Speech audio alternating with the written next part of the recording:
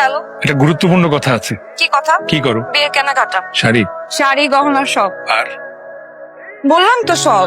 বিরক্ত হচ্ছ? উফ না। তাহলে উফ বললে কেন? আচ্ছা ঠিক আছে, আর বলবো না। তোমার গুরুত্বপূর্ণ কি কথা সেটা তাড়াতাড়ি বলো। আমি কিন্তু জানি তোমাদের বাড়িতে বিয়েটা হচ্ছে না। তো কোথায় হচ্ছে সেটা জানতে চাও? না না, খবরদার, ওটা আমাকে বলবা না। কেন?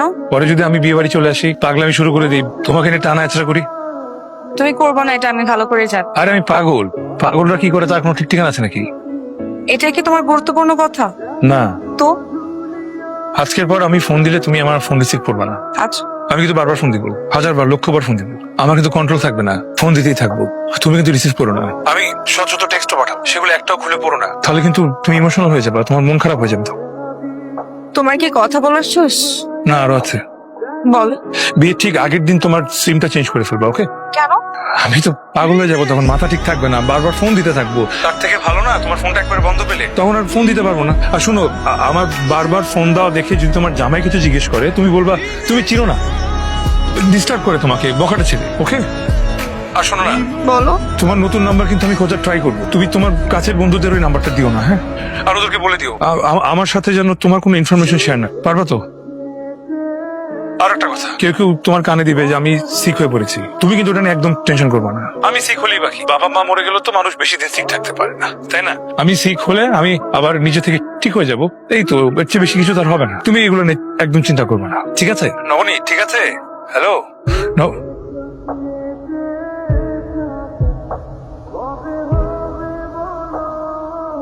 ফোন করে একটু আপডেট দিও বাবা। ও একদম ঠিক আছে, আপনি এত বেশি টেনশন করেন না, আমি আছি না। ভাই, এক প্যাকেট ম্যাক্সিম দেন তো। কি সিম? Cigarette Maxim. ভাই নাই। তাহলে ম্যারিজ দেন। ভাই কি আমাকে গ্রামে নতুন আইছেন? হ্যাঁ, গতকাল কি আসছি, কার বাড়িতে উঠছেন? মিয়া বাড়ি চলছি, ম্যারিজ দেন। ভাই গাঁও গ্রামের মানুষ পেট ভরে 2 বেলা ভাত খাইতে পারে না, 12-15 টাকা সিগারেট খাবো কেমনে কোন? আমার কাছে সর্বোচ্চ যে ব্ল্যাক ডায়মন্ড আছে, চলবে? কত এটা? 60 টাকা।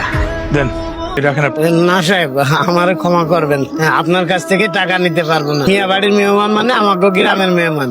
বলেন পাল্লায় বললাম, লাইটটা দেন। কত টাকা হয়েছে খাতায় লিখে রাখেন। জাম্মা,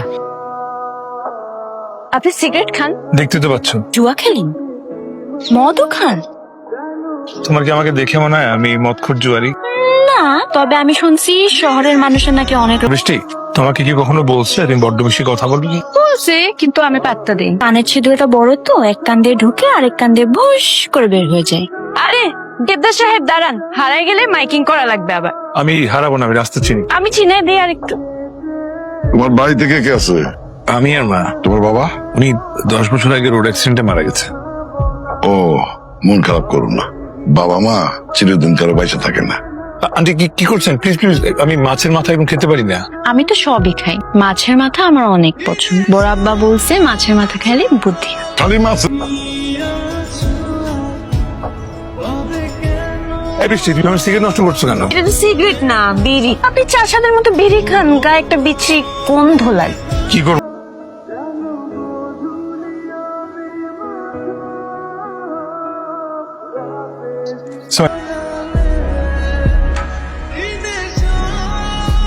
কে কি করিস? আসার পর থেকে দেখতেছি তোর একটু সময় নাই, ব্যস্ত মানুষ, পুরো তো একদম ব্যবসায়ী হয়ে গেছিস। আজকে অনেকদিন পর আরতের হিসাবের খাতা নিয়ে বসছিলাম, তো হিসাবের জের মেলাতে মেলাতে লেট হয়ে গেছে। তো ফোনটা একটু দিবি? হ্যাঁ নে, আন্টির সাথে কথা বল। একটু লকটা খুলে দে। কি করছিস সেটা? আরে ব্লক করলি কেন? তো ব্লক করবো না তো কি, তোরে ফোনটা দিছি আন্টিকে ফোন দেওয়ার জন্য, তুই আন্টিকে ফোন না দিয়ে যে মেয়েটা তোকে ছেড়ে চলে গেছে তার ছবি দেখতেছিস। তুই কি কোনো চেঞ্জ হবি না? ভালোবাসার মানুষ ছেড়ে চলে যায়, তো ভালোবাসা তো আর ছেড়ে চলে যায় না রে। তখনই ভাবতেছে আমি ওর থেকে দূরে এসে ওকে দেখতে পাচ্ছি না। ঠিকই দেখতে পাচ্ছি, দেখ ওর চোখ, ওর ভ্রু, ওর গালের টোলটা পর্যন্ত আমি স্পষ্ট দেখতে পাচ্ছি। তাই না, আন্টিকে ডায়াল করে দিছি, রিং হচ্ছে, আন্টির সাথে কথা বল। ধর।